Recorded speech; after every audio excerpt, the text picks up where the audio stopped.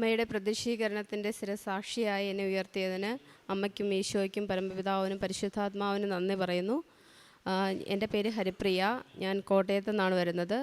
ഇപ്പോൾ ഞാൻ ഓസ്ട്രേലിയയിൽ വർക്ക് ചെയ്യുന്നു. ഞാൻ 2022 ഇവിടെ വന്ന് ആദ്യമായിട്ട് ഉടമ്പടി എടുത്തത്. ആ സമയത്ത് ഞാനും എൻ്റെ ഹസ്ബൻഡും ബഹ്റിനിലായിരുന്നു. അവിടുന്ന് കോവിഡിൻ്റെ സമയമായിരുന്നുകൊണ്ട് റിസഷൻ വന്നതുകൊണ്ട് ഞങ്ങൾക്ക് തിരിച്ചു പോരേണ്ടി വന്നു. അവിടുന്ന് വന്നു 2019 വന്നു. 2022 വരെ ഞങ്ങൾ പല കാര്യങ്ങൾ ട്രൈ ചെയ്തെങ്കിലും ഒന്നും ശരിയാകുന്നില്ലായിരുന്നു. വളരെ തടസ്സങ്ങളായിരുന്നു. സമാധാനം ഇല്ലായിരുന്നു. എല്ലാവരും ഉണ്ട്, പക്ഷേ എല്ലാം ഒറ്റപ്പെട്ട വല്ലാത്തൊരു വിഷമ അവസ്ഥയിലായിരുന്നു. അങ്ങനെ ഇരിക്കുമ്പോഴാണ് ഞാൻ കാനഡ നോക്കാമെന്ന് കരുതി കാനഡയ്ക്ക് വിസയ്ക്ക് വേണ്ടി അപ്ലൈ ചെയ്തത്.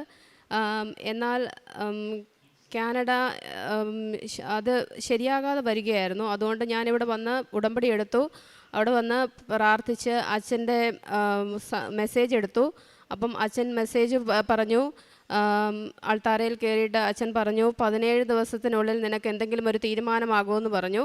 എന്നാൽ ഞാൻ കാനഡ വെച്ചെങ്കിലും എനിക്കത് റിജക്ഷൻ ആകുകയായിരുന്നു. അപ്പോഴാണ് ഞാൻ അച്ഛനെ വന്ന് കണ്ടത്. അപ്പോൾ അച്ഛൻ പറഞ്ഞു 17 ദിവസത്തിൽ എന്തെങ്കിലും ഒരു തീരുമാനമുണ്ടാകുമെന്ന്. ആ സമയത്ത് പലരായിട്ട് പല രാജ്യങ്ങളുടെ പേരുകൾ പറയുന്നുണ്ട്, എല്ലാം പറയുന്നുണ്ടെങ്കിലും എന്ത് ചെയ്യണമെന്നൊരു ക്ലാരിറ്റി കിട്ടുന്നില്ലായിരുന്നു. പക്ഷെ ഞാൻ പിന്നെ പ്രാർത്ഥിച്ചു. ഞാൻ കുഞ്ഞിലെ തൊട്ട് പ്രാർത്ഥിക്കുന്നതിൽ എനിക്ക് ഒത്തിരി താല്പര്യമുള്ള ഒരാളാണ്. അതുകൊണ്ട് എന്ത് നടന്നാലും അത് ദൈവത്തിൻ്റെ ഒരു ഇഷ്ടത്തിൽ ആയിരിക്കണം നടക്കണമെന്ന് ഞാൻ പ്രത്യേകം പ്രാർത്ഥിച്ചിരുന്നു. എന്തും വരുന്നത് നേരിടാൻ ഞാൻ തയ്യാറാണ്. പക്ഷേ എന്താണെങ്കിലും അത് ദൈവത്തിൻ്റെ ഒരു അനുഗ്രഹം, ദൈവത്തിൻ്റെ നിശ്ചയം തന്നെ ആയിരിക്കണം എന്നൊരു ഉറച്ച വിശ്വാസം, ഒരു തീരുമാനമായിരുന്നു. അതുകൊണ്ട് ഞാൻ എപ്പോഴും ദൈവത്തോട് പറയും, ദൈവമേ നിനക്ക് എവിടെയാണ് എന്നെ വിടേണ്ടത്, ആ സ്ഥലത്തേക്ക് നീ എന്നെ നയിക്കണം എന്ന് പ്രാർത്ഥിക്കുമായിരുന്നു. അങ്ങനെ ഇരിക്കുമ്പോഴാണ് എൻ്റെ ഒരു റിലേറ്റീവ് ചേച്ചിയുടെ മദർ ഇൻ ലോ വിളിച്ചിട്ട് പറയുന്നു ഓസ്ട്രേലിയനെ പറ്റി. അതുവരെ ഞാൻ ഓസ്ട്രേലിയ എന്നുള്ള ഒരു രാജ്യം എൻ്റെ മനസ്സിൻ്റെ ഉള്ളിൽ പോലും ഇല്ലായിരുന്നു. കാരണം എൻ്റെ കസിൻസ് കൂടുതൽ പേരും കാനഡയിലായിരുന്നു. അപ്പം അങ്ങോട്ട് പോകണം എന്നുള്ള ഒരിതിലാണ് കാനഡ നോക്കിക്കൊണ്ടിരുന്നത്. ഓസ്ട്രേലിയ വന്നാൽ ഓസ്ട്രേലിയ ട്രൈ ചെയ്യാമെന്നോർത്ത് ഓസ്ട്രേലിയയുടെ ഇത് നോക്കുന്നു. അതുവരെ ഞാൻ ഒത്തിരി പ്രാവശ്യം IELTS ഒക്കെ എഴുതി. പക്ഷേ ഇതിന് എനിക്ക് അക്കാഡമിക്കായിരുന്നു വേണ്ടത്. അക്കാഡമിക് IELTS എഴുതി. അതിന് എനിക്ക് ഒറ്റ എഴുത്തിൽ തന്നെ എനിക്ക് ഓവറോൾ 7.5 കിട്ടി. അത് കിട്ടിയപ്പോൾ തന്നെ ഞാൻ അതിൻ്റെ റിസൾട്ട് വരുമ്പോഴൊക്കെയാണേലും ഞാൻ ഒത്തിരി പ്രാർത്ഥിച്ച് ഞാൻ ആ റിസൾട്ട് തുറക്കുമ്പോൾ തന്നെ ഞാൻ അമ്മയോട് പറഞ്ഞ് വിശ്വാസ പ്രമാണമൊക്കെ ചൊല്ലിയാണ് തുറന്നത്. കാരണം എപ്പോഴും റിജക്ഷനും ഇതുമൊക്കെ വന്ന് നമുക്ക് എന്താണ് ജീവിതത്തിൽ ഇനി ചെയ്യേണ്ടതെന്ന് ഭയങ്കര പേടി വരും. ആ സമയത്ത് ഞാൻ എപ്പോഴും ദൈവത്തെ ഇങ്ങനെ വിളിച്ച് പ്രാർത്ഥിച്ചാണ് അത് തുടർന്നത്. അത് 7.5 കിട്ടിയപ്പോൾ തന്നെ എനിക്ക് തോന്നി ഇത് തുടരണമെന്നാണ് ദൈവം പറയുന്നതെന്നുള്ളൊരിത്. അങ്ങനെ ഞാൻ അത് അപ്ലൈ ചെയ്തു. അപ്പം ഏത് ഏജൻസി പോകണം, ആരോട് ചോദിക്കണം എന്നൊന്നും അറിയത്തില്ല. അങ്ങനെ അങ്ങനെ ഇരുന്നപ്പോൾ പല ഏജൻസികളും വന്നപ്പം ഏത് വഴി പോകണം, എങ്ങനെ പോകണം എന്ന് ഭയങ്കര കൺഫ്യൂഷൻ ആയതിന് ഞാനും ഹസ്ബൻഡും കൂടെ ഇവിടെ വന്ന് പ്രാർത്ഥിച്ച് പിന്നെ വിളിച്ചത് ഒരു ഏജൻസിയിലേക്കാണ്. അപ്പം ഞാൻ അമ്മയോട് ചോദിച്ചു, അമ്മ എനിക്കൊരു അടയാളം വേണം. അപ്പം ഫോൺ എടുത്തത് മേരി ഫിലോമിന എന്ന് പറയുന്ന ഒരു ഏജൻ്റാണ് എടുത്തത്. അപ്പം ഞാൻ ഓർത്തു മേരി എന്ന പേര് ഒരു അടയാളമായി ഞാൻ കരുതി. ഞാൻ അതിൽ തുടർന്നു.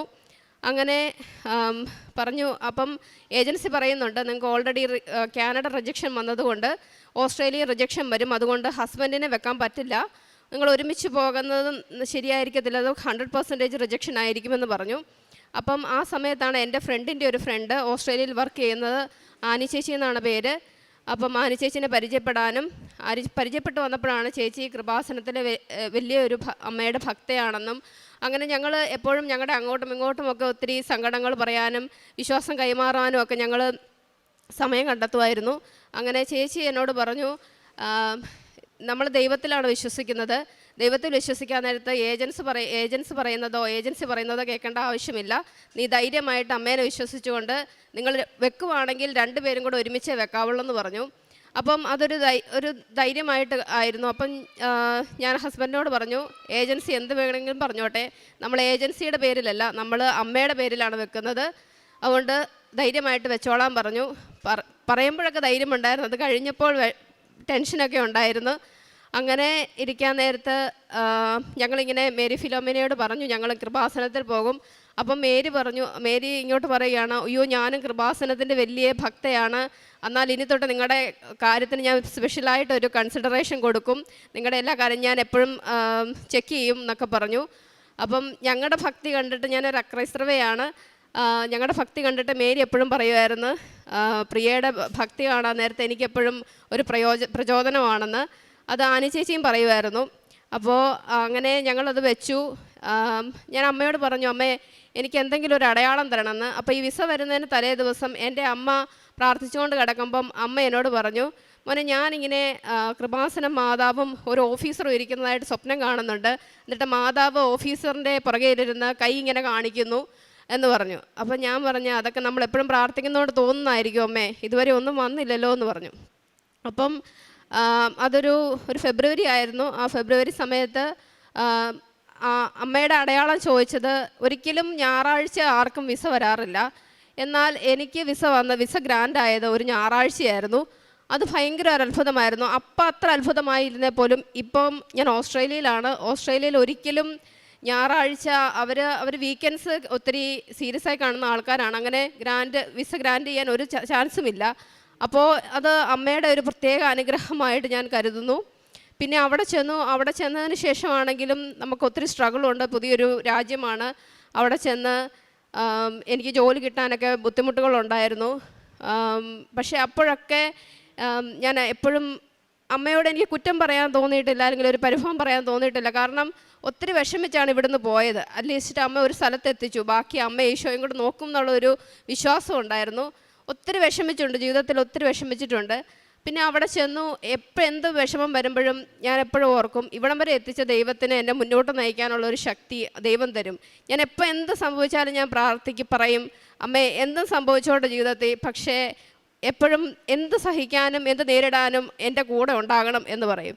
അങ്ങനെ ഒരു ദിവസം ഞാൻ അപ്ലൈ ചെയ്തു. ഞാൻ ടാസ്മാനിയയിലാണ്.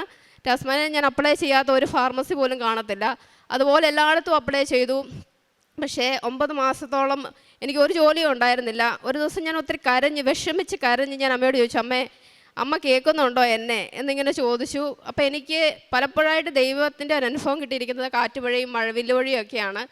അപ്പം ഞാൻ അന്ന് വെയിലില്ല, മഴയില്ല, ഒന്നുമില്ല. പക്ഷെ ഞാൻ ആകാശത്തോട് നോക്കുമ്പം ഒരു ഫുൾ മഴവില്ല് കാണുന്നു. അപ്പോൾ എനിക്ക് മനസ്സിലായി അമ്മ എന്നെ കേൾക്കുന്നുണ്ട്. അതെനിക്ക് ഭയങ്കര ഒരു വിശ്വാസമായിരുന്നു.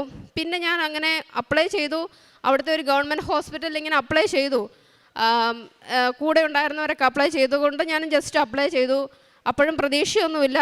എനിക്ക് എവിടെയെങ്കിലും ഒന്ന് ജോലി കിട്ടിയാൽ മതി, ഒരു ജോലി ചെയ്യണമെന്നേ ഉള്ളൂ. അത് ഇനി ഫാർമസി പോലും ഇല്ലെങ്കിൽ എന്തെങ്കിലും ഒരു ജോലി ചെയ്യണം എന്നുള്ളൊരു ഇതിലായിരുന്നു. അങ്ങനെ ഗവൺമെൻറ് ഹോസ്പിറ്റലിൽ അപ്ലൈ ചെയ്തു. അന്ന് ഞാനിങ്ങനെ പ്രാർത്ഥിച്ചിട്ട് കിടന്നപ്പോൾ അമ്മേനെ കണ്ടു. അമ്മ 3 എഴുതി കാണിക്കുന്നു. അപ്പോൾ എനിക്ക് എന്താണെന്ന് മനസ്സിലായില്ല. പക്ഷേ കുറച്ച് കഴിഞ്ഞപ്പോൾ എനിക്കൊരു കോള് വന്നു. അത് ഫെബ്രുവരി 3-ാം തീയതി 3 മണിക്കാണ് എനിക്ക് ആ കോള് വരുന്നത്. അത് അവിടുത്തെ റോയൽ ഹൊബാർട്ട് ഹോസ്പിറ്റലാണ്, അവിടുത്തെ ഗവൺമെൻറ് ഹോസ്പിറ്റലാണ്. അവിടെ നിന്നുള്ള ഇൻ്റർവ്യൂ കോളായിരുന്നു. അപ്പോൾ എനിക്ക് മനസ്സിലായി അമ്മ എന്തോ ചെയ്യുന്നുണ്ട്, എന്തോ അമ്മയ്ക്കൊരു പദ്ധതി ഉണ്ടെന്ന് മനസ്സിലായി. പോയി ഇൻ്റർവ്യൂ, അതിന് മുന്നേ എനിക്ക് അവിടുത്തെ ഒരു കമ്മ്യൂണിറ്റി ഫാർമസിയിൽ ചെറുതായൊരു ജോലി കിട്ടി. പക്ഷേ അപ്പോഴും ഞാൻ ഈ ഗവൺമെൻറ് ഹോസ്പിറ്റലിൽ ഞാനിങ്ങനെ പറഞ്ഞിട്ടുണ്ട്, അമ്മേ എനിക്ക് അവിടെ ജോലി കിട്ടിയില്ലെങ്കിലും ആ ഗവൺമെൻറ് ഹോസ്പിറ്റലിലൊന്ന് കയറണം, ജസ്റ്റ് ആ ഹോസ്പിറ്റലൊക്കെ ഒന്ന് കാണണം, അത്രമാത്രം എൻ്റെ ആഗ്രഹമുള്ളൂ, അത് അമ്മയൊന്ന് നടത്തി തരണം എന്ന് പറഞ്ഞിട്ടുണ്ട്.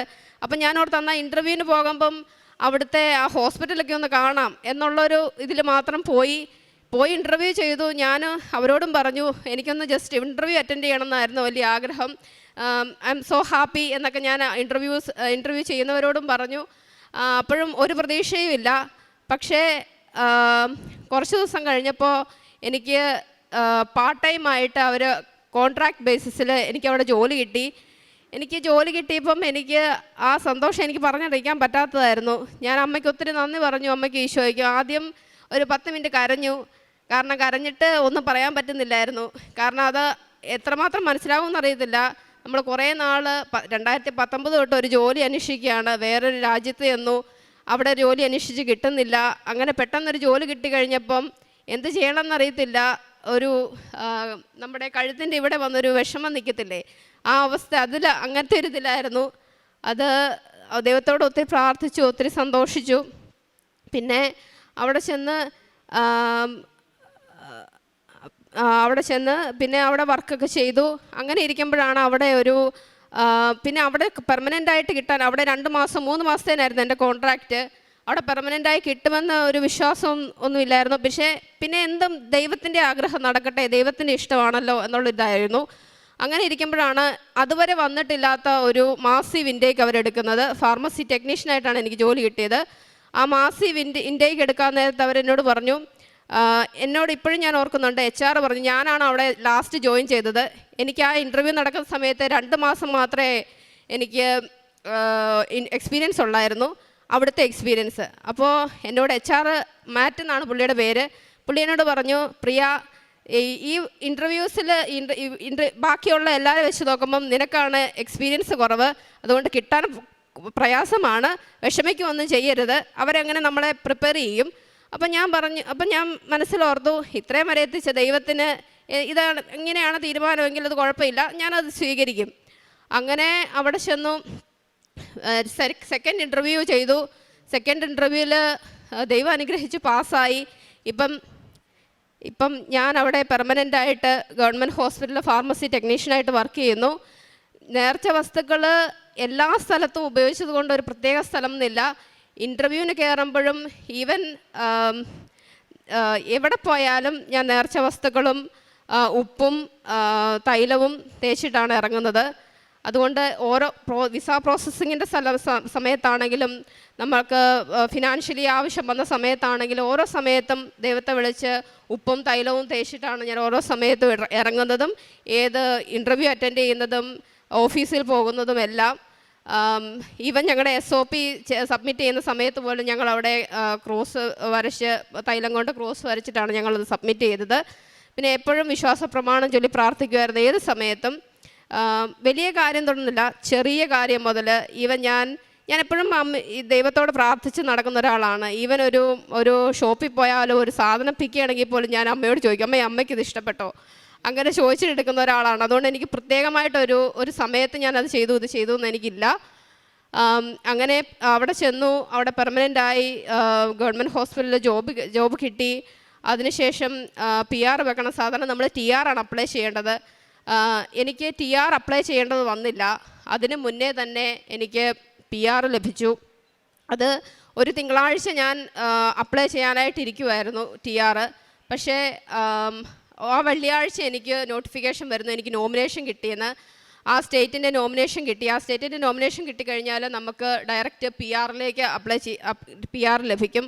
നമുക്കൊക്കെ അറിയാം, ഒരു PR ഒക്കെ ലഭിക്കാൻ ഒത്തിരി പാടാണ്. എനിക്കറിയാവുന്ന ഒത്തിരി പേരുണ്ട് ഇപ്പോഴും അപ്ലൈ ചെയ്തിട്ടും 2-3 വർഷമായിട്ട് നിൽക്കുന്നവരൊക്കെ ഉണ്ട്. അപ്പോൾ അതനുസരിച്ച് നോക്കുമ്പോൾ ഒരു TR-ൽ നിന്ന് ഇതിൽ നിന്ന് ഡയറക്റ്റ് എനിക്ക് 2 മാസത്തിനുള്ളിൽ PR ലഭിച്ചു. പിന്നെ ഇപ്പം ഞാനും എനിക്കാണെങ്കിലും ഹസ്ബൻഡിനാണേലും ഒരു ജോലിയൊക്കെ ഉണ്ട്. ഒത്തിരി സമാധാനത്തോടെ പോകുന്നു. പിന്നെ ഉടമ്പടി കൊണ്ട് എന്ത് കിട്ടി എന്ന് ചോദിക്കുമ്പം ഈ പറഞ്ഞ എല്ലാത്തിനെ കഴിഞ്ഞ് ഉപരിയായിട്ട് മനുഷ്യനെയല്ല, നമ്മൾ ദൈവത്തെയാണ് ആശ്രയിക്കേണ്ടതെന്നുള്ളത് ശരിയായൊരു പരിപൂർണമായൊരു ബോധ്യം എനിക്ക് ലഭിച്ചു.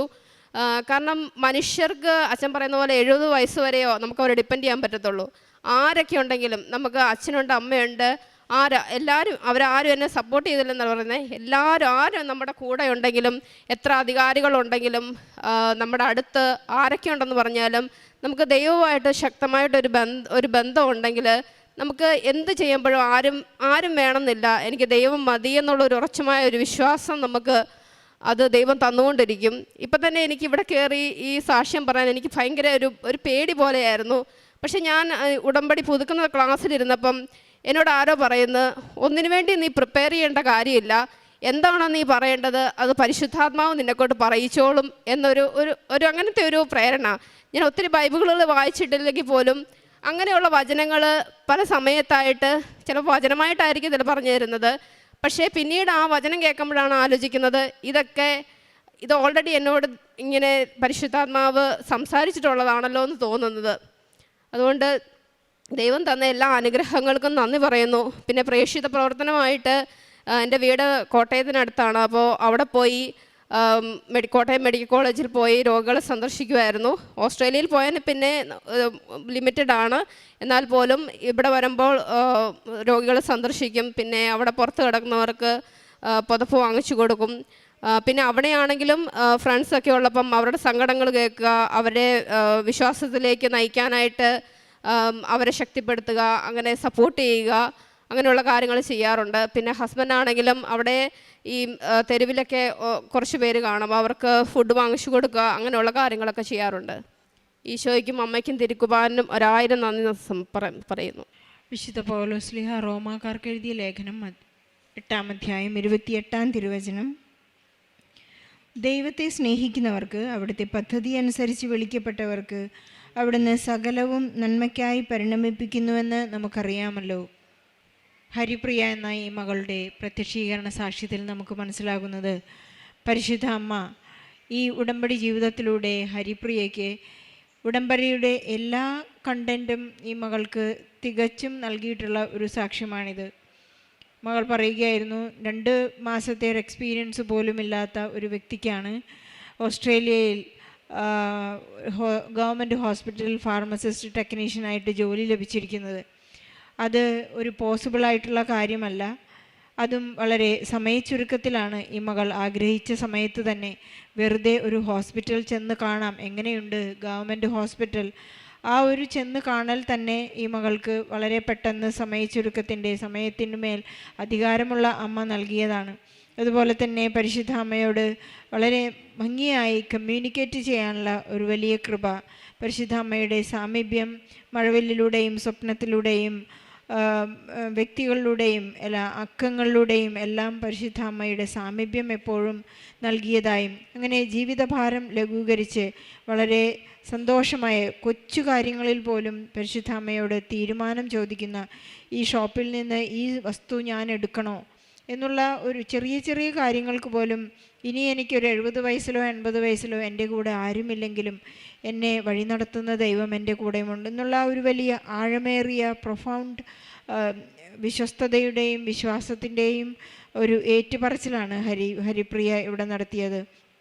ജോസഫ് അച്ഛൻ പറഞ്ഞ ആ 17 ദിവസത്തിനുള്ളിൽ നടക്കാൻ പോകുന്ന ഒരു വലിയ മെസ്സേജ് ഈ മകൾക്ക് അത് സ്വന്തമായി സ്വീകരിക്കാനും പരിശുദ്ധ അമ്മ വഴി നടത്തിയ എല്ലാ വഴികളിലൂടെയും ഈശോയുടെ അടുത്തേക്ക് എത്താൻ ഒരു 70 വയസ്സിൻ്റെ കാൽക്കുലേഷൻ കൂടി ഉണ്ടെങ്കിൽ തന്നെയായാലും അത് നിത്യതയിലേക്കുള്ള ഒരു വഴിയിലേക്ക് ഇന്ന് ഈ മകൾ എത്തിച്ചേർന്നു എന്ന് നമുക്ക് മനസ്സിലാക്കാം. ഉടമ്പടി ഒരു ദൈവവിളിയാണ്.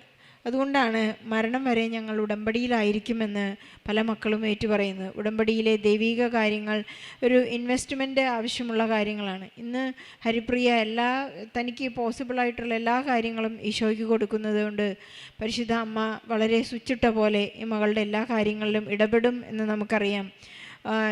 ശിഷ്യന്മാർ ഒരിക്കൽ ഈശോയോട് ചോദിച്ചു, ഞങ്ങൾ രാത്രി മുഴുവൻ അധ്വാനിച്ചു, ഞങ്ങൾക്കൊന്നും കിട്ടിയില്ല. അപ്പോഴാണ് ഈശോ പറയുന്നത്, നിങ്ങൾ ആഴത്തിലേക്ക് വലയിടുക. നമ്മൾ ആഴത്തിലേക്ക് വലയിടുമ്പോൾ നമുക്ക് കിട്ടുന്നത് ഒരുപക്ഷെ 153 മീനുകളായിരിക്കുകയില്ല. നമ്മൾ ആഗ്രഹിക്കുന്നതും അഭിലഷിക്കുന്നതും നമ്മൾ ചിന്തിക്കാത്തതുപോലുമായ വലിയ ഓഫറിങ്ങുകളാണ് നമുക്ക് ഈശോ നൽകിക്കൊണ്ടിരിക്കുന്നത്. നമ്മുടെ പ്രവാസികളായി കഴിയുന്ന എല്ലാ മക്കളുടെയും അവരുടെ നിയോഗങ്ങളെ ഹരിപ്രിയയുടെ സാക്ഷ്യത്തോട് ചേർത്ത് വയ്ക്കാം. എല്ലാവർക്കും ഈശോയോട് വിശ്വസ്തതയായി ജീവിക്കുവാനുള്ള കൃപയ്ക്ക് വേണ്ടി, നിത്യതയെ ലക്ഷ്യമിക്കുവാനുള്ള കൃപയ്ക്ക് വേണ്ടി പ്രാർത്ഥിച്ചുകൊണ്ട് ഈശോയ്ക്കും പരിശുദ്ധ അമ്മയ്ക്കും ഹരിപ്രിയയുടെ സാക്ഷ്യത്തിന് നല്ലൊരു കയ്യടി നൽകി ഈ സാക്ഷ്യം നമുക്ക് സമർപ്പിക്കാം. അത്യപൂർവ ദൈവാനുഭവങ്ങൾ ഇനി നിങ്ങൾക്കും സ്വന്തം. ഈ യൂട്യൂബ് ചാനൽ ഇതുവരെ സബ്സ്ക്രൈബ് ചെയ്തിട്ടില്ലെങ്കിൽ ഇപ്പോൾ തന്നെ സബ്സ്ക്രൈബ് ചെയ്യുക. ഈ വീഡിയോ ഇപ്പോൾ തന്നെ നിങ്ങളുടെ സുഹൃത്തുക്കൾക്ക് ഷെയർ ചെയ്തുകൊണ്ട് കർത്താവിൻ്റെ പ്രേക്ഷിതരാകുക.